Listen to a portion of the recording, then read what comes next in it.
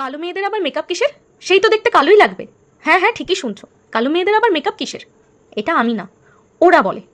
I am a brown girl. সমাজ কালো বলে যাদের প্রশংসা করে, আজকের ভিডিওটা ঠিক তাদের জন্য। খুব সিম্পল একটা মেকআপ করে দেখাবো, কারণ আমি কোনো প্রফেশনাল মেকআপ আর্টিস্ট না। এরকম অনেক সময় হয় যে কাজল হারিয়ে গেছে বা কম্প্যাক্ট শেষ হয়ে গেছে, বাট সেক্ষেত্রেও যে আমরা মেকআপ করে বাইরে বেরোই, তার জন্যই আজকের সিরিজটা।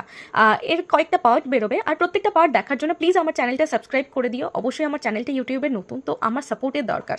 প্রথমেই আমি মুখটাকে গুড ভাইবসের ফেস ওয়াশ দিয়ে ক্লিন করে গুড ভাইবসের সিরাম আর ময়শ্চারাইজার দিয়ে আমি স্কিনটাকে প্রিপেয়ার করে নিচ্ছি। এরপরে আমি NYB এর প্রাইমার দিয়ে সারা মুখে ভালোভাবে লাগিয়ে নিলাম। আমার মনে হয় গুড ভাইবসের প্রোডাক্টগুলো খুবই রিজনেবল প্রাইসে পাওয়া যায় এবং খুবই এফেক্টিভ। আমি গুড ভাইবসের কোনো প্রমোশনাল ভিডিও করছি না, বাট আমার মনে হয় যে তোমরা একবার ইউজ করে দেখতে পারো। প্রাইমার সেট হয়ে যাওয়ার পরে আমি নিয়ে নিয়েছিলাম মেবলিন নিউ ইয়র্কের ফাউন্ডেশন। আমার কাছে বিউটি ব্লেন্ডার ছিল, তবুও আমি হাতের সাহায্যেই ফাউন্ডেশনটাকে সারা মুখে ব্লেন্ড করে নিলাম। তবে কান আর গলাতে দিতে কিন্তু ভুলো না। এরপরে আমি দেখলাম কম্প্যাক্ট পাউডারটা আমি কিছুতেই খুঁজে পাচ্ছি না, বাট আমার কাছে তো আছে একটা জোগাড়। হোয়াইট টোনের এই হোয়াইট পাউডারটা দিয়ে আমি ফাউন্ডেশনটাকে সেট করে দিলাম। দেখা হচ্ছে নেক্সট ভিডিওতে। Tata bye bye. আর একটু সাবস্ক্রাইব করে দিও। Thank you.